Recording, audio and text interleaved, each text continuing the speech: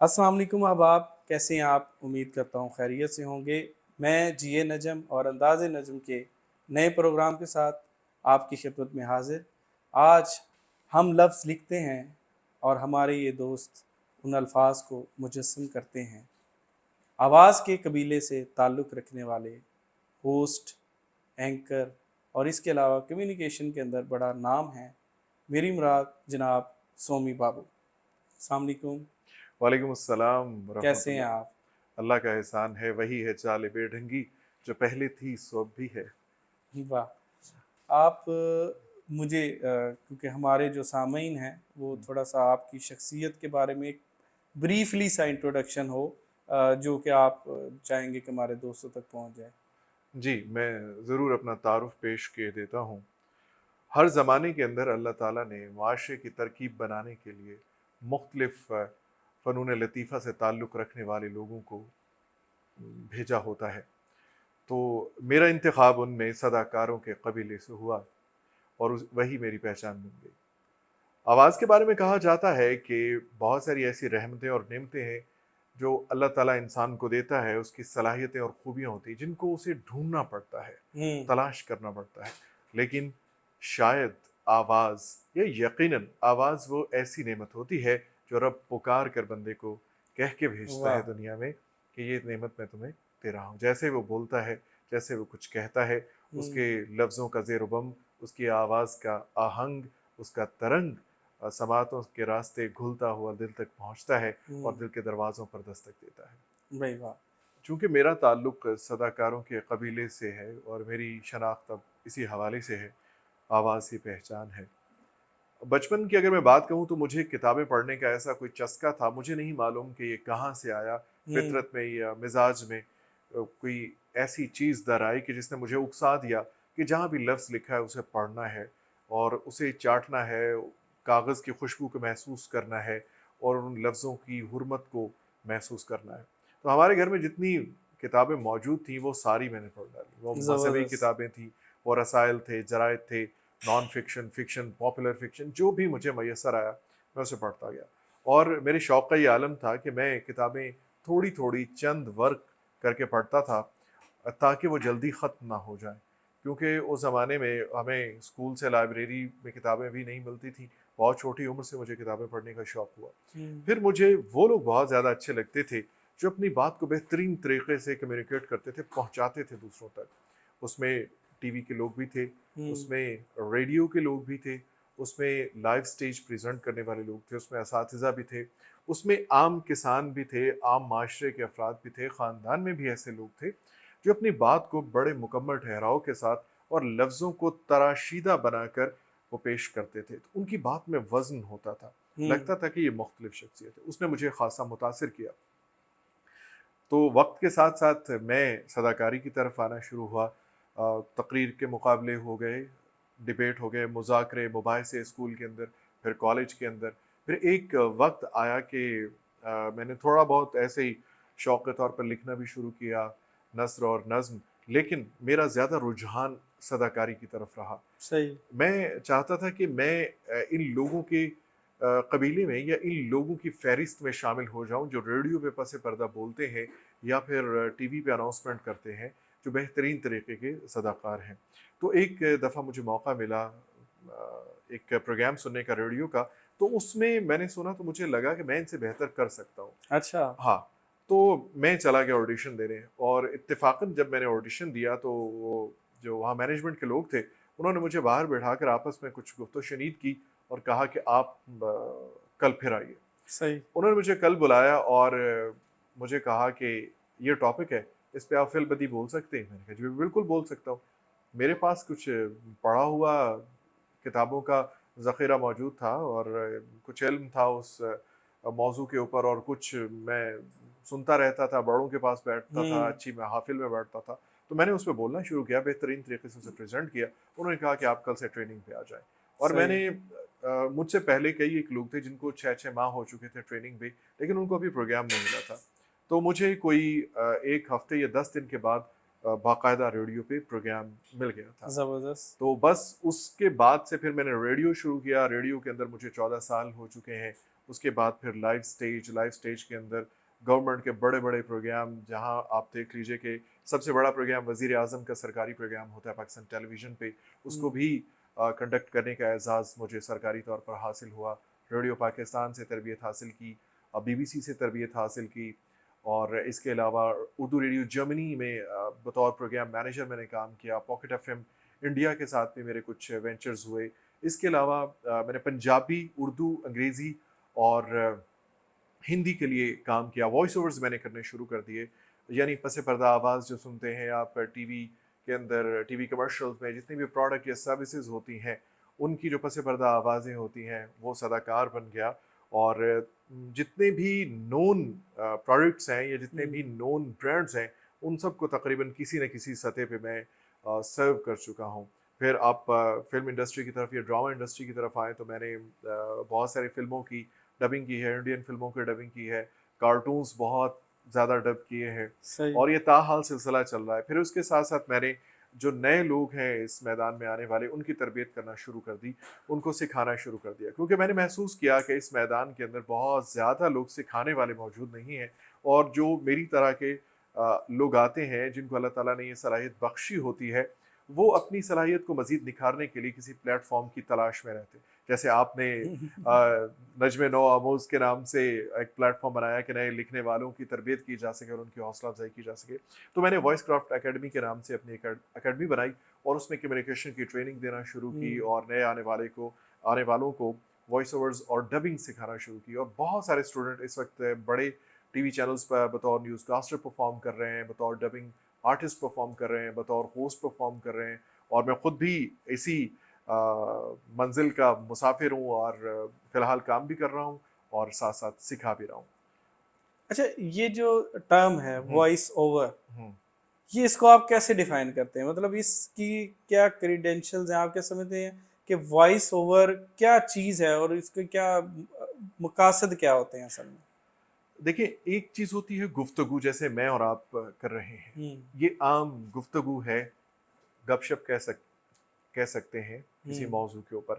اس کو عمومی طور پر وائس اوور کے زمرے میں نہیں لیا جاتا، صحیح ہے، اسے اس کیٹیگری سے الگ رکھا جاتا ہے. وائس اوور کو ہم کمرشلی وہ سمجھتے ہیں کہ کوئی پروڈکٹ، کوئی سروس، کوئی ایسا ہسٹوریکل ڈاکیومنٹ جس کو آڈیو یا ویڈیو کی شکل میں آپ نے پریزنٹ کرنا ہے یا محفوظ کرنا ہے، تو اس کے پیچھے باقاعدہ طور پر ایکسپریسو اور اسٹریس پازز سے بھرپور جو آواز ہوتی ہے، اور اس کی اسپیسیفک ٹون، سٹائل اور ٹیکسچر میں جو آواز چاہیے وہ اگر ریکارڈ ہوتی ہے تو اس کو ہم وائس اوور کی کیٹیگری میں شمار کرتے ہیں، وہ سمجھتے ہیں. جیسے کوئی پروڈکٹ ہے، آپ پروڈکٹ بیچنے کے لیے بہت ساری کمرشلز آپ سنتے ہیں، وہ کھانے کی ہے، کپڑوں کی ہے، جوتوں کی ہے، کسی بھی چیز کی ہے وہ.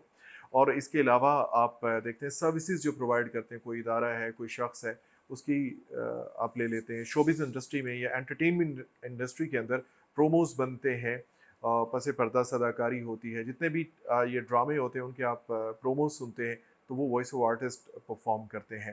اس کے علاوہ اس کی بے شمار کیٹیگریز ہیں. جیسے آپ کسی ہیلپ لائن پہ کال کرتے ہیں تو آگے سے وہ ایک آواز سنائی دیتی ہے کہ السلام علیکم، شام بخیر، میزان بینک کال کرنے کا شکریہ. تو اس طرح کی جو آوازیں آپ سنتے ہیں ان کو IVRs کہتے ہیں. یہ ایک الگ کیٹیگری ہوتی ہے. بک نیریشن ہوتی ہے، جیسے آپ لوگ کتابیں لکھتے ہیں اور ہم ان کو آواز کی صورت میں ڈھالتے ہیں اور سننے والوں تک ان کو پہنچاتے ہیں. تو ایک لمبی چوڑی لسٹ ہے مختلف کیٹیگریز کے اندر جس میں وائس اوور آرٹسٹ پرفارم کرتے ہیں. عام گفتگو کرنے والا، بغیر سیکھا ہوا، جیسے آپ کہتے ہیں کہ ایک شخص کے اندر ٹیلنٹ موجود ہے لیکن رموز و اوقاف سے وہ بے بہرا ہے، اسے عروض کا نہیں پتہ، وہ بے وزن کہتا ہے، تو اسے آپ تب تک شاعر نہیں مانتے جب تک وہ پوری تکنیکی جو لوازمات ہوتے ہیں ان سے لیس نہیں ہو جاتا. تو ہم بھی تب تک اس کو وائس اوور آرٹسٹ کنسیڈر نہیں کرتے جو ٹیلنٹڈ بندہ ہوتا ہے، جب تک وہ پراپر سیکھ نہیں لیتا، اس کو آواز کے زیر و بم، ووکل زونز کا، اس کی ٹیکنیکلٹیز کا پتہ نہیں چل جاتا. تو یہ ہوتا ہے وائس اوور اور یہ ہوتا ہے وائس اوور آرٹسٹ. اچھا، وائس اوور کو ہم پہلی بات کریں کہ پروفیشن کے طور پر لینا، اور اس سے انسان کتنا کما سکتا ہے؟ کتنا کما سکتا ہے، یہ بڑا اچھا سوال ہے، اور یقیناً اس سوال کا جواب سنتے ہی بہت سارے لوگوں کی منگنیاں بھی ہو جائیں گی. تو ہاں، کیونکہ بہت ساری جگہوں پہ جب میں کہتا تھا کہ میں وائس اوور کرتا ہوں تو اس کے ساتھ ایک اور بھی سوال ہوتا تھا کہ اچھا ٹھیک ہے تو کرتے کیا ہے اس کے ساتھ آپ؟ ہاں ٹھیک ہے، کام کیا کرتے ہیں؟ ہاں، ٹھیک ہے وائس اوور آرٹسٹ تو ہیں تو کام کیا کرتے ہیں؟ ہوں، تو میں بتا دوں کہ جو ٹاپ نوچ کے وائس اوور آرٹسٹ ہیں، جو ٹیلنٹڈ ہیں، جنہوں نے محنت کی ہے، وہ پر سیکنڈ چارج کرتے ہیں. اچھا، ہاں کارپوریٹ سیکٹر کی اگر کوئی ایڈ ہے تو ہو سکتا ہے وہ پر سیکنڈ آپ سے 10,000 چارج کر لیں، ایک ہوں، سیکنڈ کا 10,000 بھی چارج کر لیں، کیا لاکھوں میں بھی. بات ہے، ہاں اگر وہ 20 سیکنڈ کی 15 سے 20 سیکنڈ کی ایڈ ہے تو ہو سکتا ہے وہ 1 لاکھ روپے آپ سے چارج کر لیں. تو یہ جتنی بھی کارپوریٹ سیکٹر کی ایڈس آپ سنتے ہیں یہ تھوڑے پیسوں میں نہیں ہوتے، صرف آواز کے اوپر وہ ایڈ چل رہی ہوتی، صحیح، ویژولز کے اوپر نہیں چل رہی ہوتی. ہوں، آواز اس کے اندر رس بھرتی ہے، ہوں، جیسے اس کے پیچھے وہ پورا ایک تاثر بنتا ہے آواز کے ذریعے، اور اس کی اہمیت کو اجاگر کیا جاتا ہے، ابھارا جاتا ہے. آواز کے اندر وہ پرفارمنس ایڈ کی جاتی ہے. Voice over basically voice act ہوتا ہے، ایکٹنگ ہوتی ہے جو آواز کے ذریعے کی جاتی ہے. اس کے اندر ہندی کے اندر نورسا کہتے ہیں، 9 قسم کے ایموشنز ہوتے ہیں جو ایکٹنگ میں ہوتے ہیں. اداکاری یا صداکاری، ان دونوں کے اندر 9 قسم کے ایموشنز ہوتے ہیں. ٹھیک ہے، ان کو 9 ایموشنز آف ایکٹنگ بھی کہتے ہیں، نورسا اس کو ہندی میں کہتے ہیں. جیسے ڈرنا، گھبرانا، رومانسزم اور فیئرزم، یہ سارے، اور ایک ہوتا ہے کریج کا. یہ 9 قسم کے ایموشنز ہوتے ہیں جو انسان پرفارم کرتا ہے یا اس کو محسوس ہوتے ہیں. انسان کے 9 قسم کے محسوسات ہوتے ہیں جن کو اکارڈنگلی ہم ان پٹ کرتے ہیں اس کمرشل کے اندر یا اس پرفارمنس کے اندر جو ہمیں اسکرپٹ دیا کیا ہوتا ہے. لائک اگر کوئی ایک عام بندہ کہتا ہے کہ خوشی کے موقع پر کچھ میٹھا ہو جائے تو اس کے اندر اتنا مزہ نہیں آئے گا. وہ آپ جتنا مرضی میٹھا لگا لیں، ویڈیو کے اندر جتنی مرضی اچھی بالکل ایڈیٹنگ ٹھیک ہے، کرتے ہیں، تو ایک اتھینٹک آواز جب آتی ہے، ایک پرتاثیر آواز جب آتی ہے اور وہ اس طرح کہتا ہے خوشی کے موقع پر کچھ میٹھا ہو جائے، تو یوں لگتا ہے کہ میٹھا آپ کے کانوں کے راستے آپ کے منہ میں گھل گیا ہے، واہ، اس کا ذائقہ آپ کو اپنی زبان پر محسوس ہوتا ہے. تو اسی بات کے پیسے ہوتے ہیں. اور لوکل جو کمرشلز ہوتی ہیں ان کے بھی 5 to 10,000 پر 30 سیکنڈ ہم چارج کرتے ہیں پر جو کمرشل ہوتی ہے. لوکل بالکل جو گراؤنڈ لیول کی بات ہوتی ہے، اس سے اوپر جاتی ہیں. جو بڑی کمرشلز ہوتی ہیں وہ پر سیکنڈ کے حساب سے چارج ہوتی ہیں. ڈاکیومنٹریز کے بزنس پروفائلز کے لاکھوں میں، اور مطلب لگا لیں کہ اگر کوئی ابھی پچھلے دنوں ایک مدرسے کی ڈاکیومنٹری تھی، تو مدرسے کی ڈاکیومنٹری جس کو سمجھا جاتا ہے کہ وہاں سے کون سے پیسے ملنے، تو اس کے میں نے 50,000 چارج کیے تھے. اور انہوں نے بہت ساری آوازوں میں سے میری آواز سلیکٹ کی، الحمدللہ، اللہ کا شکر ہے. تو آپ کو پہلے اپنے آپ پیش کرنا پڑتا ہے اور پھر وہاں آپ کی سلیکشن ہوتی ہے. جو کلائنٹ کو ٹیکسچر ریکوائرڈ ہوتا ہے، جس طرح کی آواز چاہیے ہوتی، جو تلفظ چاہیے ہوتا ہے، وہ اگر اس کو ریکوائرڈ آپ کی ریکوائرمنٹ، اس کی ریکوائرمنٹ پوری اتر جاتی ہے آپ کی آواز کے اوپر، تو پھر وہ آپ کو نہیں چھوڑتا، پھر وہ آپ کو ہائر کرے گا ہی کرے گا. لیکن اس سے پہلے 2-3 چیزیں ہیں جو آپ کو مشق کرنی ہوتی ہے، جو آپ کو سیکھنا ہوتا ہے. آپ کے اندر ٹیلنٹ موجود ہو جو خود آزاد ہو، اللہ تعالیٰ نے دیا ہوا ہے. پھر آپ کی تربیت، یعنی وائس کوچنگ. ایک ہوتی آواز کی، جیسے سنگنگ کی ہوتی ہے نا، اس کے سر، سب تک، اسکیل، ٹون، یہ آپ نے باقاعدہ طور پر سیکھنے ہوتے ہیں. 3 ووکل جو زون ہوتے ہیں ان کو سیکھنا ہوتا ہے، ہائی نوٹس، مڈ زون، اور جو لو نوٹس ہوتا ہے. پھر ڈارک ڈیپ نوٹس ہوتے ہیں، اور کون کون سی پرفارمنس کس نوٹ کے اندر ہونی ہے یہ باقاعدہ اس میں سکھایا جاتا ہے. پھر اس کے بعد ہوتا ہے کہ جو زبان آپ بول رہے ہیں اس کے اندر آپ کی مکمل گرفت ہو. اگر آپ اردو بول رہے ہیں اور اردو کی پرفارمنس ہے، اسکرپٹ اردو کا ہے، اور آپ کی جھلک یوں آئے کہ آپ پنجابی بولنے والے ہیں یا پشتو بولنے والے ہیں یا سندھی بولنے والے ہیں، ایسا ہرگز نہیں ہونا چاہیے. اس کی چھاپ آپ کی مادری زبان کی آپ کے اسکرپٹ کے اوپر ہرگز نہیں آنی چاہیے. بالکل ٹھیک ہے. وہ جو ریکوائرمنٹ ہے وہ یوں لگے کہ اس زبان کے علاوہ اس انسان نے کبھی کوئی اور کچھ بولا ہی نہیں. یوں لگے کہ وہ جیسے کہتے ہیں نا کہ آپ اردو بول رہے ہیں تو اس کا ایک وہ شعر بھی پڑھتے ہیں کہ یہ عطردان سا لہجہ میرے بزرگوں کا، یہ عطردان سا لہجہ میرے بزرگوں کا، رچی بسی ہوئی اردو زبان کی خوشبو. تو یوں لگے کہ وہ اردو زبان کی خوشبو رچی بسی ہوئی آپ کے لہجے میں اور لفظوں میں. پھر اس میں یہ ہوتا ہے کہ ایک ایک حرف آپ کا، اس کے جو صوتیے ہیں وہ آپ کی سماعتوں سے ٹکرانے چاہیے. کوئی بھی لفظ ایک دوسرے کے اندر گڑ مڑ نہیں ہونا چاہیے. الگ الگ مجسم آپ کو سنائی نہ دے بلکہ دکھائی دے، فضا کے اندر تیرتے ہوئے، تحلیل ہوتے ہوئے، جذبوں سے معمور لفظ وہ آپ کے سماعتوں پر دستک دیں، آپ کے دل سے کھیلیں، آپ کے جذبات سے کھیلیں۔ تو یہ آوازیں جو ہوتی ہیں، عربی میں کہتے ہیں کہ الصوت السحر، کہ آواز جادو ہے۔ تو اللہ تعالیٰ نے کچھ خاص آوازوں کو بنایا ہوتا ہے اس ٹیکسچر سے کہ اس کے اندر ٹریبل، بیس اور اس کے نوٹس کو کچھ اس طرح سے مکس کیا ہوتا ہے کہ ان کا آہنگ اور تاثر سننے والوں کو بہت متاثر کرتا ہے۔ تو یہی تاثر ان کا ٹیلنٹ ہوتا ہے، یہی خدا داد صلاحیت ان کا ٹیلنٹ ہوتا ہے۔ پہلے میں نے کہا کہ وائس کوچنگ سیکھیے، لیجئے، اس کے بعد جو زبان آپ بول رہے ہیں اس کے اندر آپ کی مہارت ہونا اور اس کا ایکسنٹ اڈاپٹ کرنا، نیٹو ایکسنٹ اڈاپٹ کرنا، جو اس کی پروننسیشن ہے، اس کا تلفظ ہے، وہ مقامی ہو، جو اہل زبان کا ہوتا ہے۔ مطلب اگر آپ انگریزی بولتے ہیں برٹش یا پھر امریکن میں، تو یوں لگے کہ یہ واقعی ہی امریکن ایکسنٹ ہے، بالکل ٹھیک ہے۔ یا پھر یہ کوئی برٹش بات کر رہا ہے انگریزی کے اندر۔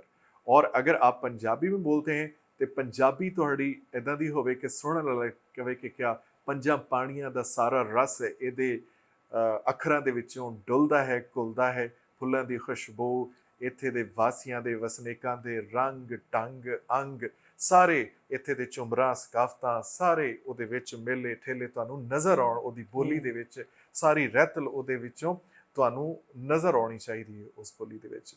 تو یہ جتنی بھی آپ کو چیزیں پربھاوت کرتی ہیں یا آکرشت کرتی ہیں، ان کے پیچھے یہی ایک چیز ہوتی ہے کہ آپ اسی طرح سے بولیں جس طرح سے اس زبان کو بولنے والے بولتے ہیں۔ کیا بات ہے۔ اچھا، 3 جہاد کے اوپر آپ سے میں نے دیکھا کہ آپ نے موسٹلی کام کیا۔ ایک ریڈیو ہے، پھر اس کے علاوہ وائس اوور ہے، اور تیسرا جو لائیو جو ہے آپ کی ہوسٹنگ ہے۔ تو یہ آپ کو کیا لگتا ہے کہ ان تینوں کاموں میں سب سے زیادہ مشکل کام کیا ہے؟ ہاں، تینوں ظاہر ہے کاموں تینوں، میں میرے خیال میں تو ہاں، تینوں بڑے مشکل ہیں، لیکن آپ کو ان میں سب سے زیادہ چیلنج کس نے فیس کیا؟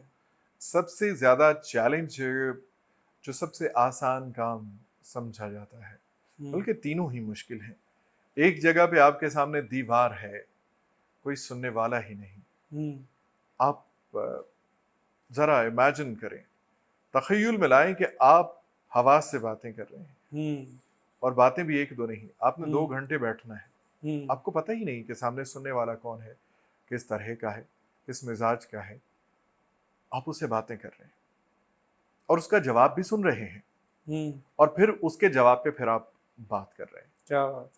یہ ریڈیو میں ایسا ہوتا ہے، اس طرح کی تربیت دی جاتی تھی۔ ہمیں کہا جاتا تھا کہ ریڈیو کے مائکرو فون کے اندر جو جالی لگی ہوتی ہے نا، اس کے اوپر، اس کے ایک سوراخ کے پیچھے ہزاروں لوگ بیٹھے آپ کو سن رہے ہیں۔ ایسا مت سمجھیے گا کہ ایک بند کمرہ ہے اور ہم اکیلے ہیں اور دیواروں سے باتیں ہو رہی ہیں، اور سننے والوں کا آپ کو رد عمل محسوس ہوتا ہے، فیڈ بیک آپ کو پہنچتا ہے، آپ کو پتہ چلتا ہے۔ پھر اس کے بعد جب آپ لائیو سٹیج پر جاتے ہیں، تو اگر کسی بھی بندے کو کھڑا کر دیا جائے سٹیج پر، جسے ہم نظامت کہتے ہیں، نقابت کہتے ہیں، ہوسٹنگ کہتے ہیں، میزبانی کہتے ہیں، کوئی بھی کر سکتا ہے۔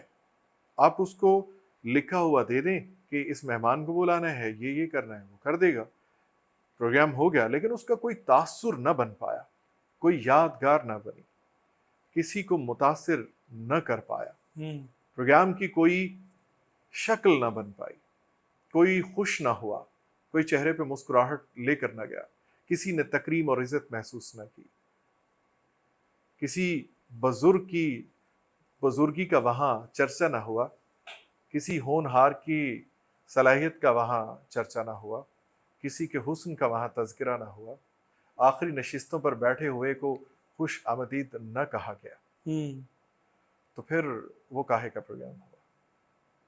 صحیح۔ مزہ تو تب ہے کہ آخری سطروں پر بیٹھا ہوا اتنا ہی اس پروگرام کے اندر خود کو ملوث پائے جتنا صاحب صدر یا اگلی نشستوں پر بیٹھے ہوئے افراد اس کو پروگرام کے اندر خود کو انڈلج پاتے ہیں، جتنا اس میں ملوث ہوتے ہیں، جتنا انوالو ہوتے ہیں، اتنی انوالومنٹ ہونی چاہیے۔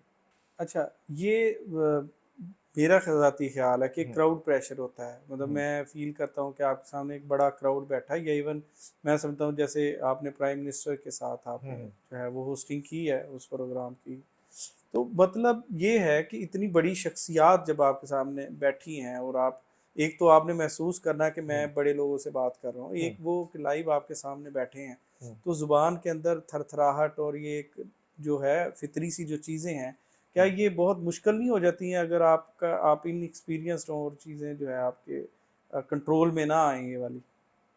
ایسا ممکن ہی نہیں ہے، پھر عام لوگوں میں اور ہم میں کوئی فرق نہ رہا، اسی کی تربیت ہم حاصل کرتے ہیں۔ اور بات بالکل درست ہے کہ دیکھیں لائیو پروگرام چل رہا ہے، سرکاری آپ کے نیشنل ٹی وی کے اوپر سرکاری سطح کا پروگرام، ملک کے وزیر اعظم کا پروگرام، اور آپ اس کو پریزنٹ کر رہے ہیں سٹیج پر کھڑے بالکل۔ ہو کر، اور پوری فیڈرل کیبنٹ بیٹھی ہوئی ہے، تو اس کے اندر آپ کے سارے نجی چینل اس کو کوریج دے رہے ہیں، سرکاری چینل کے اوپر آپ کا پروگرام لائیو چل رہا ہے، اور اس میں غلطی کی گنجائش، اور جیسے طارق عزیز صاحب کہتے تھے غلطی گنجائش نشتہ، تو اس میں غلطی کی گنجائش ہوتی ہی نہیں۔ پھر وہاں ایسے افراد کا انتخاب کیا جاتا ہے جو اس کام میں بڑے مشاق ہوں، بڑے ماہر ہوں، تو الحمدللہ ایسا ہوا نہیں۔ اس کی ریکارڈنگز پڑی ہوئی ہیں، آج بھی یوٹیوب پر آپ اٹھا کر دیکھیں تو بالکل بڑے ہی سلاست سے اور بڑی آرام اور بڑے سہل طریقے سے میں نے اسے پرفارم کیا۔ اچھا، آپ کے جو ایرا کے جو لوگ ہیں یا مطلب جن کو سن کے آپ کس سے زیادہ متاثر ہیں، وائس اوور آرٹسٹ کے طور پر، یا جو ہے دوسرے آپ ریڈیو ہے، یا مطلب میں ہر شعبے کی بات کروں گا جن کے اندر آپ نے ابھی تذکرہ کیا ہے، تو آپ کے فیورٹ لوگ کون کون سے ہیں جن میں آپ نے سمجھا کہ یار یہ وہ ہیں جن کو میں نے دیکھ کے سیکھا ہے؟ ہاں، میں آپ کو بتاتا ہوں بالکل۔ بہت سارے لوگ ہوتے ہیں جن سے آپ سیکھتے ہیں، ایک وہ ہوتے ہیں جو اس فیلڈ کے، اس شعبے کے ماہرین ہوتے ہیں، ایک عام بندہ ہوتا ہے، ایک وہ ہوتا ہے جو ان جیسا بننے کی کوشش کر رہا ہوتا ہے لیکن خداداد صلاحیت سے محروم ہوتا ہے۔ ان تینوں لوگوں سے آپ سیکھتے ہیں۔ صحیح۔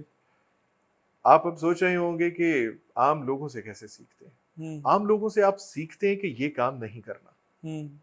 جب آپ غلط بولتے ہیں، غلط پریزنٹیشن دیتے ہیں، آپ کی پیشکش برے طریقے سے ہوتی ہے، تو آڈینس کو کیسا لگتا ہے، سامعین کو کیسا لگتا ہے، حاضرین مجلس کیسا محسوس کرتے ہیں؟ فرض کریں کہ مشاعرے کی نظامت ہو اور اس میں کسی شاعر کے آنے سے پہلے اس کے تعارفی شعر کو غلط پڑھ دیا جائے۔ جی نجم کو بلانے جا رہا ہے ایک نظامت کرنے والا، مشاعرے کے اندر ہال کھچا کھچ بھرا ہوا ہے، اور مشاعرے سے ان کے آنے سے قبل جو نظامت کرنے والا ہے وہ تعارفی شعر غلط پڑھ دیتا ہے، ٹھیک ہے۔ یا کسی ایسی جگہ توقف اور تشدید دے دیتا ہے، سٹریس اور پاز ایسی جگہ دے دیتا ہے جہاں شاعر نے نہیں دیا، تو وہ مطلب الٹ گیا، شعر کا وزن بھی خراب ہوگا، اور یہ بڑی تکنیکی چیزیں ہوتی ہیں۔ آج کل میں معذرت کے ساتھ کہنا چاہتا ہوں کہ بہت سارے لوگ مشاعروں کی نظامت کرتے ہیں۔ مجھے آپ نے پوچھا کہ سب سے مشکل کام، مجھے سب سے مشکل کام یہ لگتا ہے اب تک۔ مجھے کہیں بھی کھڑا کر لیں، کسی بھی انسان کے آگے، جتنی بڑی پرسنالٹیز ہیں دنیا کے اندر، وہ کوئی بھی ہیں کسی بھی شعبے کی، مجھے ان سے کوئی ڈر خوف نہیں آتا، لیکن مشاعرے کی نظامت میں بہت ہوشیار رہتا ہوں۔ اچھا۔ ہاں، یہ نہیں ہے کہ لکھنے والے سے بھی غلط ہو سکتا ہے، وہ غلط بول بھی سکتا ہے، اور انسان کی تعریف یہی ہے، بنی آدم کی تعریف یہی ہے کہ وہ غلطی کرے گا، دہرائے گا، لیکن پھر بھی میں وہاں بہت محتاط رہتا ہوں۔ آج کل دیکھا گیا ہے کہ جو ناظم مجلس ہوتا ہے یا ناظم مشاعرہ ہوتا ہے، وہ کئی جگہوں پر جھول دے جاتا ہے، کیونکہ اس کی باقاعدہ تربیت ہوتی ہے صداکاری کی، وہ نہیں ہوتی۔ ان کا جو کام ہوتا ہے، وہ شعبہ ہوتا ہے، وہ ادب ہوتا ہے، تو وہ کہیں نہ کہیں پہ جو بات ادھر ادھر نکل جاتی ہے، توقف اور تشدید سے بات بدل جاتی ہے۔ رکو، مت جاؤ۔ اگر صرف اسی جملے کے اندر ہم کہیں رکو مت جاؤ تو بات بدل جائے گی اور اس کا اثر بھی الٹ ہو جائے گا۔ تو اسی طرح سے میں یہ سمجھتا ہوں کہ جو نظامت ہے مشاعرے کی، یہ بہت بڑا کام ہے۔ ٹھیک ہو گیا۔ اچھا، دوسرا کمیونیکیشن کے شعبے سے بھی آپ وابستہ ہیں، تو آپ کیا سمجھتے ہیں کمیونیکیشن ایکچولی ہے کیا چیز ہے؟ مطلب میں کمیونیکیشن کو ڈیفائن کرنا چاہوں گا تو کیا ہے؟ وہ غالباً سقراط کے سامنے کوئی انسان آ کے بیٹھا تھا، کسی بڑی شخصیت کے سامنے کوئی انسان آ کے زرق برق لباس میں ملبوس بیٹھا نا، تو اس نے کہا کہ مجھ سے بات کرو تاکہ مجھے پتہ چلے کہ تم کون ہو۔ اور مسیح صاحب کا بھی شعر ہے نا، چپ کر بولن دے انہوں، ہاں، چپ کر ذات پچھانن دے۔ چپ کر ذات پہچانن دے۔ اور آپ لوگوں نے ہی لکھا نا کہ بات کرنے سے قبیلے کا پتہ بالکل چلتا ہے۔ ایسے۔ شخصیت کسے کہتے ہیں آپ؟ ہوں شخصیت کیا ہوتی ہے؟ آپ کی زبان آپ کی شخصیت ہے۔ ٹھیک ہے۔ آپ کی میں آپ کو ایک چھوٹی سی بات بتاتا ہوں کہ معاشرے کے اندر 90 سے 99% جو دکھ ہیں وہ آپ کی زبان سے پہنچتے ہیں۔ آپ بھی سوچ لیں، آج سوچیے گا کہ آپ کو جو پریشانیاں ملی، دکھ ملے، جہاں سے آپ کا دل ٹوٹا، وہ کسی کی زبان سے ادا ہونے والے لفظ تھے۔ ان لفظوں نے آپ کا دل توڑا۔ اور آپ کو جو خوشی ملی وہ بھی کسی کی زبان سے ادا ہونے والے لفظ تھے، کسی نے بھی کہے، جو آپ کے لیے بڑے اچھے تھے، بڑی محبت والے تھے، بڑی مہربانی والے تھے۔ تو اس سے آپ اندازہ کر لیں کہ زبان سے ادا ہونے والے لفظوں کی قیمت کیا ہے اور اس سے معاشرے کے اندر کیا تبدیلی آتی ہے۔ صحیح۔ بزنس ہو، آپ تو تعلق بھی رکھتے ہیں اکاؤنٹ سے، اور آپ کو پتہ ہے کہ سیلز کے اندر سب سے جو ٹاپ ٹریننگز ہوتی ہیں وہ کیا ہوتی ہے؟ کمیونیکیشن کی۔ بالکل ایسی ہے۔ آپ اچھے طریقے سے بات کر لیں، آپ کا مال بک جائے گا۔ ہوں وہ کہتے ہیں کہ میٹھی زبان والے کا کوڑ تما بھی بک جاتا ہے، اور کڑوی زبان والا رس گلا لے کے پھرتا رہتا ہے، واہ۔ اس سے وہ بھی کوئی نہیں خریدتا۔ ہوں تو بات یہ ہے کہ آپ خاندان لے لیں، آپ کاروبار لے لیں، آپ معاشرہ لے لیں، آپ دنیا کا کوئی بھی حصہ، کوئی بھی شعبہ لے لیں زندگی کا، اگر آپ کمیونیکیشن میں اچھے ہیں، صرف آپ کو بات کرنا آ جاتی ہے، تو دنیا آپ کے زیر نہیں ہے۔ آپ دنیا کی پسندیدہ شخصیت ہے۔ آپ کی شخصیت ہی آپ کی بات اور زبان سے، آپ کے لفظوں سے ہے، ہوں اس سے آگے کچھ نہیں ہے۔ اور جس کو ہم بہت زیادہ انڈر ایسٹیمیٹ کرتے ہیں، بہت زیادہ ڈی ویلیویٹ کرتے ہیں، اس پہ کبھی توجہ ہی نہیں دیتے۔ ہوں کہنا سننا ہم سکھاتے ہی نہیں، نہ سیکھتے، اس کی اتنی زیادہ۔ اور آپ دیکھیں کارپوریٹ سیکٹر میں، آپ خود بھی ہیں کہ کارپوریٹ سیکٹر میں کتنی مہنگی مہنگی ٹریننگز دلائی جاتی ہیں اپنے امپلائیز کو، کتنی مہنگی مہنگی وہ ٹریننگز دلواتے ہیں، دنیا بھر سے ٹرینرز کو بلوا کے، کمیونیکیشن ٹرینرز کو بلوا کے، aptitude training, attitude training, personality training. Basically وہ آپ کو کیا کرتے ہیں؟ ہوں بول کے سکھاتے ہیں، بول کے بتاتے ہیں، اور آپ سے بلواتے ہیں پھر۔ تو بولنے سے آپ کا تاثر بنتا ہے، بولنے سے۔ یہ دیکھیں چھوٹی سی ایک بات، آپ کی سوچ، آپ کا خیال آپ کے لفظ بناتا ہے، لفظ آپ کی زبان سے ادا ہوتے ہیں، لفظ آپ کی شخصیت بنا دیتے ہیں۔ ہوں لوگ آپ سے کیوں محبت کرتے ہیں؟ سوال آپ سے ہے، جی نجم سے لوگ محبت کیوں کرتے ہیں؟ بس یہ تو وہی بتایا نا کیوں کرتے ہیں۔ میں بتاتا ہوں کیوں کرتے ہیں۔ کیونکہ آپ سب کو عزت دیتے ہیں، یہ آپ نے ایک دفعہ کہا تھا۔ اور عزت کیسے دی جاتی ہے؟ تکریم سے، زبان سے۔ بالکل ایسے ہی۔ تو سب سے پہلا جو ٹول ہوتا ہے وہ زبان ہے آپ کے پاس۔ یہی اتنی اہمیت ہے، میں کہتا ہوں کمیونیکیشن۔ اچھا، یہ جو آج کل ہم دیکھ رہے ہیں سوشل میڈیا کے اوپر، جو سوشل میڈیا کا چینل ہے، کمیونیکیشن کے حوالے سے، انفارمیشن ڈس انفارمیشن کے حوالے سے، تو آپ کے نزدیک اخلاقی معیار کیا ہونا چاہیے چیز کو آگے پہنچانے کا، اس سے جو ہے کہ فائدہ اٹھانے کا، تو کیا معیار ہونا چاہیے آپ کے نزدیک؟ دیکھیں اس پہ تو بات کرنے کی بڑی ضرورت ہے، اور میں نے اس پہ پچھلے دنوں اے جی این پہ پروگرام بھی کیا ہے۔ جیسے آپ نے تعارف میں بتایا، میں اے جی این پہ بطور اینکر ایک پروگرام بھی کر رہا ہوں، تو وہ پروگرام کا نام بھی ہے ویسے بات کیا ہے، صحیح۔ تو وہاں بھی ہم باتیں ہی کرتے ہیں۔ تو اس پہ سوشل میڈیا کے ایکسیسو یوز پہ ہم نے، یا اس کے سائڈ ایفیکٹس پہ ہم نے بات کی تھی۔ یہ بہت برننگ ایشو ہے، باقی دنیا کو چھوڑے، میں صرف پاکستان کی بات کرتا ہوں، ہم اپنی بات کرتے ہیں۔ آپ کے پاس جو کوئی آخری چیز پہنچی تھی کسی بھی طرح سے معلومات کی، چلے میں آپ کو ایک بات پوچھتا ہوں آپ سے، پچھلے دنوں ایک لڑکے کی پرنٹنگ چوری ہوگی جو کسی ڈرامہ سیریل میں ملی، صحیح۔ آپ کو اس کی خبر ملی ہے؟ میرے علم میں نہیں۔ آپ کے علم میں نہیں ہے۔ اس کے علاوہ چلیں کوئی ایسی اہم معلومات جو آپ کے پاس موجود ہے، کوئی خبر جو آپ سمجھتے ہیں کہ پچھلے کچھ دنوں سے بڑی آپ کے ذہن میں ہے؟ اصل میں میرا ظاہر ہے زیادہ تر تعلق شاعری سے ہی ہوتا ہے، اور ظاہر ہے ہمارے جو لٹریچر کے لوگ ہیں وہی زیادہ ایڈ ہے، تو میرا خیال میں بہت ساری چیزیں ایسی ہیں جو ہمارے پاس شاید اس وجہ سے بھی نہیں پہنچ پاتی کیونکہ اتنا وقت نہیں ہوتا ان چیزوں کو سارٹ آؤٹ کرنے میں۔ یعنی آپ سوشل میڈیا کم استعمال کرتے ہیں؟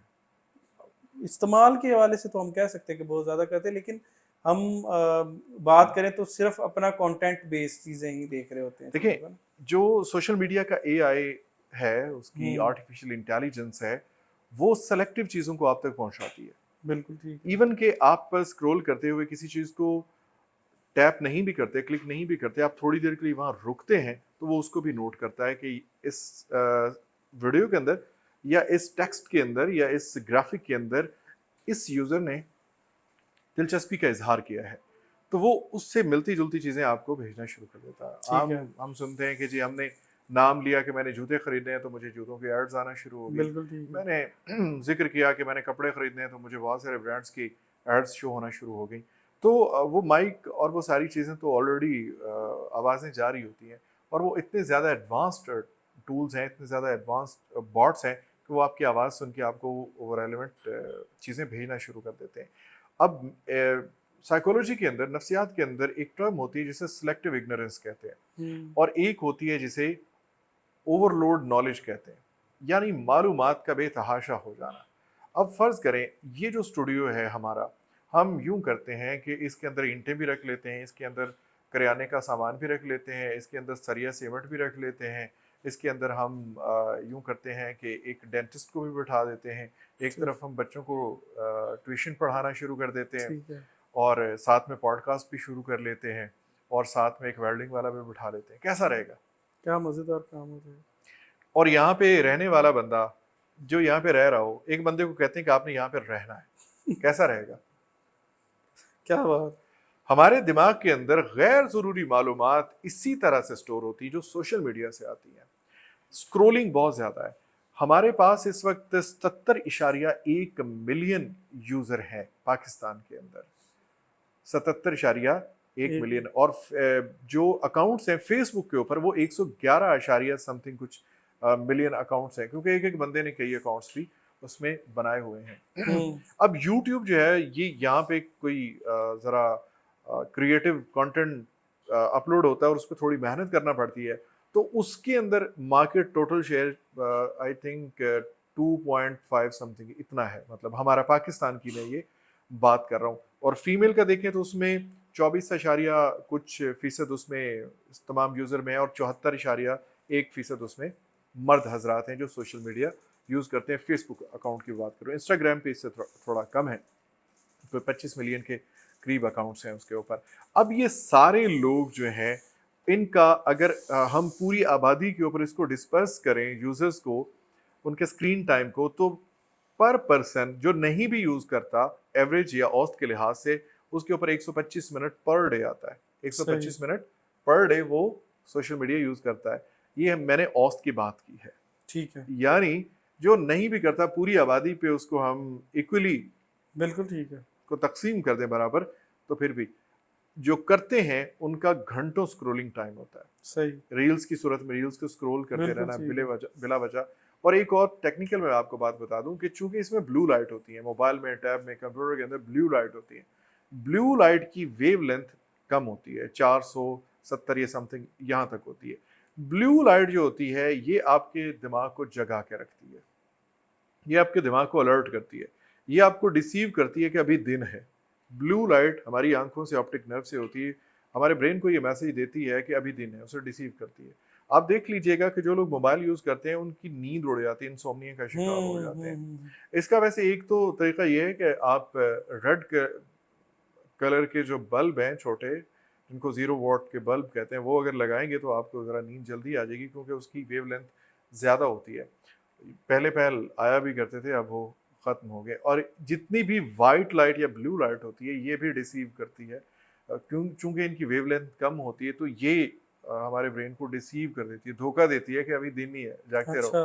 ہاں، اور یہ ہماری ڈیوائس جتنے بھی گیجٹس ہیں، موبائل فون ہیں، ہمارے ٹیبس ہیں، کمپیوٹرز ہیں، ان سے بلو لائٹ جو نکلتی ہے، یہ جو میں نے اینک پہنی ہوئی، یہ بھی بیسکلی بلو لائٹ کو بلاک کرنے کے لیے پہنی ہوئی ہے. اس سے آنکھیں بھی نہیں تھکتی، دماغ بھی نہیں تھکتا، اور دماغ دھوکہ بھی نہیں کھاتا.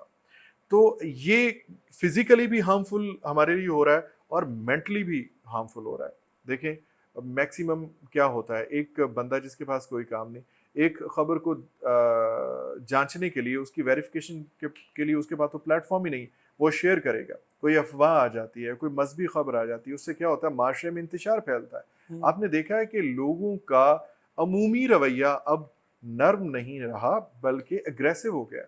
ہر بندہ آپ کو چڑا ہوا محسوس ہوگا. آپ اسے کوئی بات کر کے دیکھیں، وہ کہے سانو پتا ہے گا، وہ میں ویکھیا ہے گا، میں بھی فیس بک تے ویڈیو ویکھی ہے.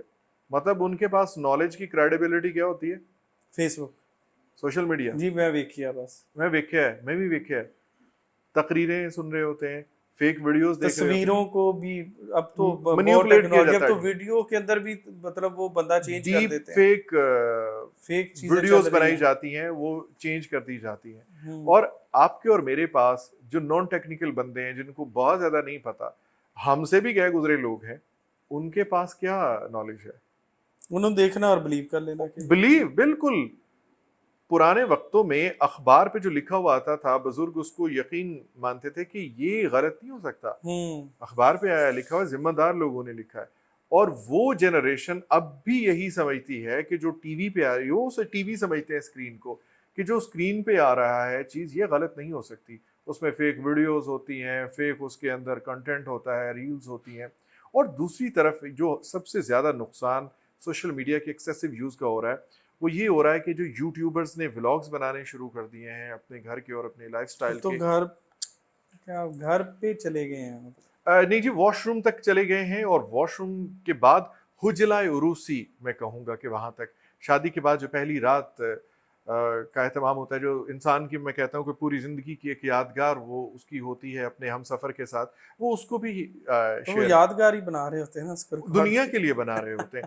اب اس سے کیا ہوتا ہے کہ جو نوجوان ذہن ہوتے ہیں وہ اس سے متاثر ہوتے ہیں. وہ سمجھتے ہیں کہ پڑھنے کی ضرورت نہیں ہے، محنت کرنے کی ضرورت نہیں، کاروبار کرنے کی ضرورت نہیں. چند دن پہلے اس کو کوئی نہیں پوچھتا تھا، اور اب یہ گاڑیوں میں گھوم رہے ہیں، ادھر ادھر جا رہے ہیں، سیر کرنے کے لیے جا رہے ہیں. فیسینیٹ، ان کو گلوریفائی کیا جاتا ہے. اور دوسری طرف ہمارا میڈیا بھی ان کو گلوریفائی کرتا ہے، ان لوگوں کو. اب جب ان کو پلیٹ فارمز پر بلایا جاتا ہے، پروگرامز میں ان کو مہمانوں کے طور پر بلایا جاتا ہے، جن کا میکسیمم امپیکٹ سوسائٹی میں یہ ہے کہ انہوں نے سوسائٹی کو گالیاں دینا سکھائی ہوتی ہیں. ٹھیک ہے. اور ابھی ریسنٹلی یہ ایک کلب بن چکا ہے. آپ ٹوٹل جتنے بھی ولاگرز ہیں اس ٹائپ کا ولاگز بناتے ہیں، آپ ان کا امپیکٹ پوچھیں اور ان کا ان پٹ پوچھیں کہ انہوں نے سوسائٹی کو کیا دیا ہے. انٹرٹینمنٹ دی ہے، ایجوکیشن دی ہے، انہوں نے اپنے کلچر کو اجاگر کیا، اپنی ثقافت کو پوری دنیا کو دکھایا. کیا مطلب ان کا ان پٹ کیا تھا؟ اور ہاں، ہمارا ینگسٹر، ہمارا بچہ یا ہمارا طالب علم ان سے متاثر ہو کے سب کچھ چھوڑ چھاڑ کے ذہن میں ایک ہی چیز لے کے بیٹھا ہوا ہے کہ میں بھی مائک پکڑوں گا، میں بھی موبائل لوں گا اور سیلفی سٹک لوں گا اور میں بھی ولاگر بن جاؤں گا اور میرے پاس بھی گاڑیاں ہوں گی، میں بھی گھوموں گا، ادھر ادھر جاؤں گا، عیش کروں گا. بس یہی زندگی ہے اور یہی ہمارا ان پٹ ہے. اگر کوئی اس طرح سے کر کے ہو بھی جاتا ہے فیمس، یا کسی نہ کسی طرح سے سوشل میڈیا سے پیسہ کما لیتا ہے، تو قوم کو کیا دیں گے؟ وہ آنے والی نسل کو کیا دے کے جائیں گے؟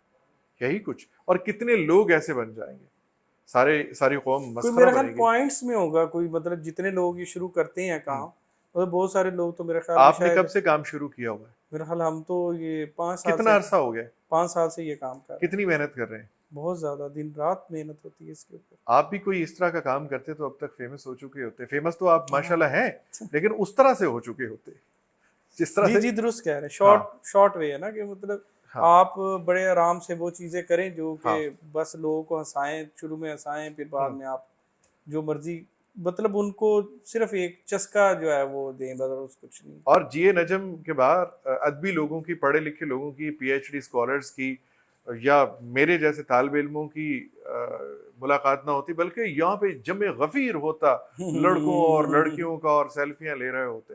بالکل ایسے ہی. وجہ وہ آپ کو کیا سمجھتے ہیں؟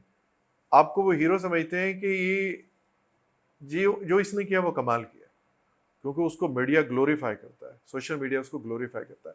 دیکھیں ایک چیز ہے, ہم ایک پلیٹ فارم بناتے ہیں, ایک مشین بناتے ہیں, ایک آٹا پیسنے کی مشین بناتے ہیں, اس کو چلا دیتے ہیں, 24 گھنٹے چل رہی ہے, خالی چلتی رہے گی؟ بالکل, اس کے اندر کچھ نہ کچھ ڈالنا پڑے گا. ڈیفینیٹلی. تو یہ سوشل میڈیا کنزپشن کرنے کے لیے یہ کنٹینٹ چاہیے, لیکن اس میں تمیز نہیں ہو رہی کہ کیا اس کو انپٹ دیا جائے, اور اس کے علاوہ کنزپشن کے اوپر بھی کوئی قدغن ابھی تک فی اچھا, الحال اس نہیں میں ملے. ایک اور اہم سوال جی. وہ یہ ہے, کیا یہ اس وجہ سے نہیں ہے کہ جینون لوگوں نے سوشل میڈیا کو حرام قرار دے دیا ہے؟ مطلب فار ایگزامپل میں شاعر کمیونٹی کی بات کروں, آج سے کچھ عرصہ پہلے میری ایک جو سب سے بڑی لڑائی تھی وہ یہ تھی کہ آپ نے اس پلیٹ فارم کو جو ہے وہ کیوں حرام قرار دیا ہوا ہے اور کیوں اس کو بے سود قرار دیا ہوا ہے, جس کا نتیجہ یہ ہے کہ نان جینون لوگ جو ہے, اب خیر کچھ اچھے لوگ بھی جو ہے ٹک ٹاک پر شاعروں کی صورت میں موجود ہیں, لیکن آپ کو جب شاعر اچھا موجود ہی نہیں ہوگا ٹک ٹاک کے اوپر, اس کی شاعری موجود ہی نہیں ہوگی, تو نان جینون لوگ آگے آئیں گے. تو کیا یہ پلیٹ فارم خالی چھوڑ دینا بھی اس کی ایک سب سے بڑی وجہ ہے؟ خوبصورت محل بن گیا, اس میں کوئی بسیرا نہیں کر رہا, تو کیا ہوگا؟ کون کرے گا بسیرا؟ بالکل ایسی ہے, چمگادڑے بالکل ایسی ہے, اور مکڑیاں اس میں جالے بنائیں گی, تو پھر آپ روتے کیوں ہیں؟ بالکل صحیح. ایک پلیٹ فارم ہے کمیونیکیشن کا, آپ اپنی آواز, اپنی بات, اپنا نظریہ, اپنا نقطہ نگاہ ہزاروں, لاکھوں, کروڑوں لوگوں تک پہنچا سکتے ہیں ایک وقت کے اندر. لیکن اگر مثبت بات کرنے والے, لوگوں کی تربیت کرنے والے, معاشرے کے اندر اچھا انپٹ دینے والے لوگ پیچھے ہٹ کے بیٹھ جائیں گے, تو ڈیفینیٹلی راج کس کا ہوگا؟ بالکل ایسی ہے, جن کو تمیز ہی نہیں ہے, جو اس احساس سے بالکل آری ہے کہ ہم یہ کیا کر رہے ہیں اور اس کا اثر کیا ہوگا.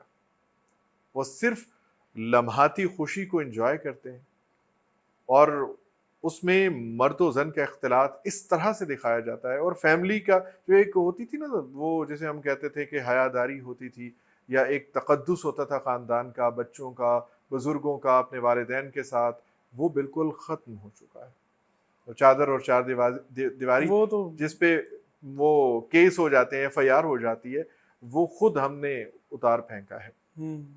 تو ظاہر ہے جب اس کو کاؤنٹر کرنے کے لیے لوگ موجود نہیں ہوں گے تو ان کا راج ہوگا. بالکل ایسی ہے.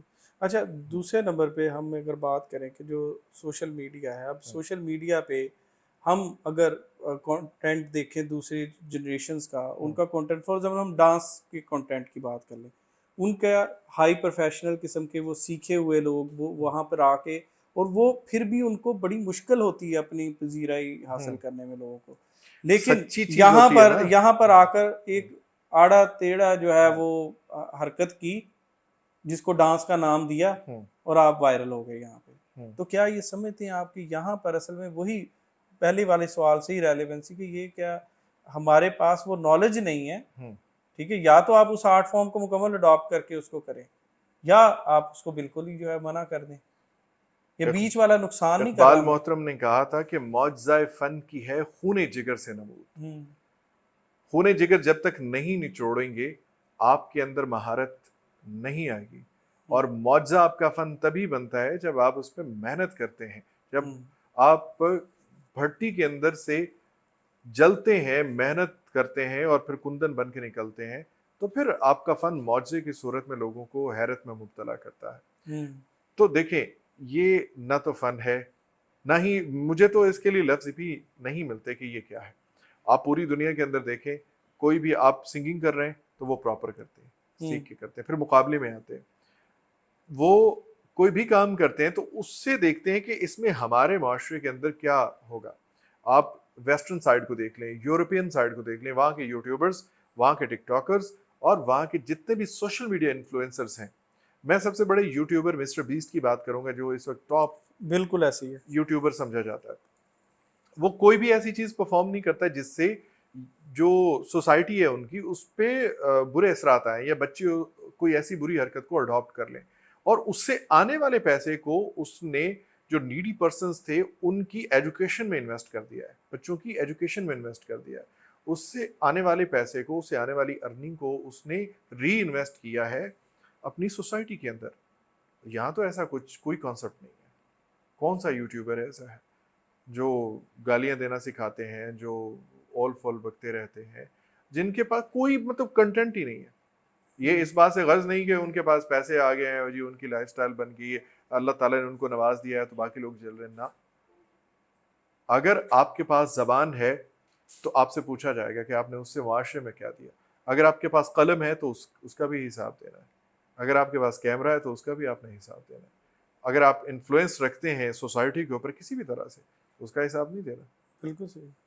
آپ معاشرے کو دے کے کیا جا رہے ہیں, انسانوں کو دے کے کیا جا رہے ہیں, اس دنیا میں کیا چھوڑ کے جا رہے ہیں. اچھا, اب میرا خیال ہے شاید ہم جس ٹاپک کو لے کے چل رہے ہیں یا یہ جو معلومات ہے اس کے اوپر مزید بھی ہم نشستیں انشاءاللہ رکھیں گے. انشاءاللہ. تو میں آخر میں آپ سے چاہوں گا کہ آپ نے جتنے یہ جو ہے ایریاز جو ہے آپ نے دیکھے ہیں, تو میں چاہوں گا ان میں چھوٹا چھوٹا ہمیں ذرا نا لطف دیں. لائک میں کہوں کہ آپ نے ایک کارٹون کی وائس اوور کی ہے تو اس کا کریکٹر اور کوئی ایک دو ڈائلاگ اس کے ہمیں جو ہے بتائیں. اسی طرح جو آپ نے وہ کیا کہتے ہیں وائس اوور میں مختلف شاعروں کی آپ پڑھتے رہے, جس شاعر کی آپ کو کوئی نظم یا جو ہے وہ غزل پسند ہے تو آپ ہمیں وہ ریسائٹ کر کے جو ہے سنائیں گے تو ہمیں بڑا اچھا لگے گا.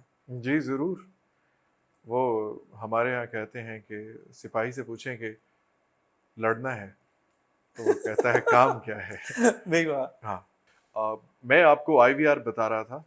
تو آئی وی آر ہوتے ہیں کہ جب آپ کسی کمپنی کی ہیلپ لائن پہ کال کرتے ہیں تو آپ کو جو ریکارڈڈ آواز سنائی دیتی ہے وہ آئی وی آر. چلے ہم اس کو کمپنی کا نام نجم فیلوز ہی رکھ لیتے ہیں. ہاں, تو جب آپ کو کوئی کال کرے گا تو آگے سے آواز آئے گی, السلام علیکم, شام بخیر, نجم فیلوز میں خوش آمدید. شاعروں کی معلومات کے لیے 1 دبائیے, جی نجم سے بات کرنے کے لیے 2 دبائیے, نئی غزل یا نظم سننے کے لیے 3 دبائیے, مطبوعات کی معلومات کے لیے 4 دبائیے, ہمارے آن لائن نمائندے سے بات کرنے کے لیے 0 دبائیے. اس مینیو کو دوبارہ سننے کے لیے # دبائیے. بہت اچھے بہت اچھے بہت اچھے. میں کاپی رائٹ دے دوں گا, آپ نے اس کو استعمال نہیں کرنا. بہت اچھے, ٹھیک ہے. اچھا, ہمارے ادھر جو نجم فیلوز کے مینیجر ہیں وہ کیف صاحب, وہ کہہ رہے ہیں کہ بھئی مجھے آپ نے اس پوڈ کاسٹ میں لانا. تو میں ان کی ابھی ریسنٹلی مشہور ہوئی ہے, انہوں نے نمکو ایک جو ہے برانڈ متعارف کرایا کیف نمکو کے نام سے. تو اگر ہم اس کو مارکیٹ کرنا چاہیں تو کیسا ہے؟ اس کا چونکہ میں اسکرپٹ رائٹر بھی ہوں تو ایک سٹوری بورڈ ہم بنائیں گے اس کا اس طرح سے کہ ایک شخص اٹھتا ہے, اس کے بال بکھرے ہوئے میرے جیسے, اور ایسے وہ انگڑائی لیتا ہے اور باہر دیکھتا ہے تو اس کو ساری چیزیں بلیک اینڈ وائٹ نظر آ رہی ہیں. اچھا. اور اس کو وہ پیٹ پہ ہاتھ مارتا ہے, وہ باہر جاتا ہے تو ہر ایک چیز چکھ رہا ہے جو لگی ہوئی ہے خانچہ فروشوں کی دکانوں پہ, تو ہر چیز وہ پھینکتا جاتا ہے, ہر چیز اس کو پھیکی لگ رہی ہے. ٹھیک ہے. تو وہ باہر نکل کے دیکھتا ہے تو دنیا ہے بے رونق, بے ذائقہ, ہر چیز ہے پھیکی. اور ایک دم سے وہ کیف نمکو پڑی ہوتی ہے, وہ اٹھا کے منہ میں ڈالتا ہے, تو وہ جیسے منہ میں ڈالتا ہے تو وہ چیخ مار دیتا ہے اور بال اس کے کھڑے ہو جاتے ہیں. اور وہ چیخ مار کے اس کے پیچھے بیک گراؤنڈ میں آواز آتی ہے, کیف نمکو کانوں سے دھواں نکال دے. بہت اچھے بہت اچھے. واہ واہ واہ. دیکھیں یہ اب آئیڈیا چوری نہ ہو جائے, کوئی نمکو والا آپ کو پتا ہماری یہ آئیڈیاز ہی تو بکتے. بہت اچھے. اچھا, اور اس کو آپ نے کیف کو چارج کرنے ہیں اس کے پیسے؟ تو ابھی میں جو فاسٹ فوڈ آؤٹ لیٹس بہت سارے بن گئے, میں نے بڑی بڑی فاسٹ فوڈ آؤٹ لیٹس ہیں, وہ نام میں نہیں لوں گا لیکن آپ کو پتہ چل جائے گا. میں تیرا نام نہ لوں پھر بھی لوگ پہچانے, تو آپ کو پتہ چل جائے گا کہ کون کون سی فاسٹ فوڈ آؤٹ لیٹ میں آپ نے یہ سنی ہوگی. Like feel free to call for yummy and delicious delivery, the best pizza in the town. So اس طرح کی جو کمرشلز آپ سنتے ہیں بالکل بالکل ایسا. وہ, اور اس کے علاوہ جو انسٹرکشنز ہوتی ہیں کسی بھی سرکاری سطح کے اوپر اناؤنسمنٹس چل رہی ہوتی ہیں, وہ بھی اسی طرح سے ہوتی ہیں کہ ہائی ویز پر جانے والے ڈرائیورز کو مطلع کیا جاتا ہے کہ بارش ہو رہی ہے, اپنی گاڑیوں کی رفتار دھیمی رکھیں اور لائٹس کم رکھیں. مطلب اس طرح کی وہ جو انسٹرکشنز ہوتی ہیں, تو ہمارے پاس اسکرپٹ آتا ہے تو اس کو ہم پڑھ دیتے ہیں. ہمارے پاس مختلف طرح کا اسکرپٹ آتا ہے. وہ کارٹون کریکٹر جو آپ نے جو ہے وہ کون سا والا ہاں کیا ہے وہ اور اس کی کچھ ڈائلاگس؟ ہاں چلو کشتی میں بیٹھ جاؤ, خزانے کا نقشہ کس کے پاس ہے؟ وہ تو میرے پاس ہے. چلو پھر جلدی بیٹھ جاؤ, چپو تیز چلاؤ, کم بخت ہمیں سب سے پہلے پہنچنا ہے ان نیلے پروتوں کی اور, خزانہ میرے پاس ہی آنا چاہیے. بھائی واہ واہ واہ, بہت اچھے. اس میں پتہ نہیں چلتا, سم ٹائم یہ ہوتا ہے کہ وہ ہم کیریکٹر کر رہے ہوتے ہیں تو کیریکٹر کو اڈاپٹ کرنا ہوتا ہے, تو سم ٹائم وہ چونکہ اینیملس کے اوپر اینیمیٹڈ موویز کے اوپر ہوتے ہیں تو وہ بڑا اسٹوڈیو کے اندر ہم اس کو بڑا انجوائے کر رہے ہوتے ہیں پرفارم کرتے ہوئے.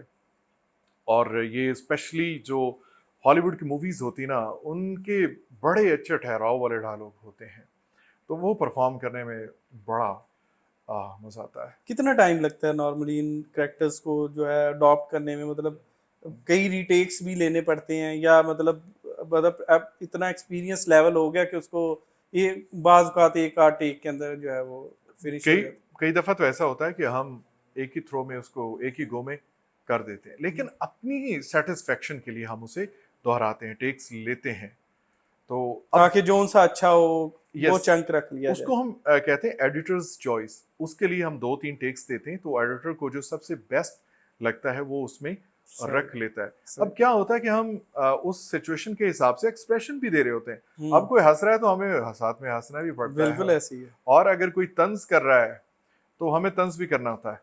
اوہو تو آ گئے آخر تم بھی, آؤ آؤ آج تم سے 2-4 ہاتھ ہو ہی جائیں.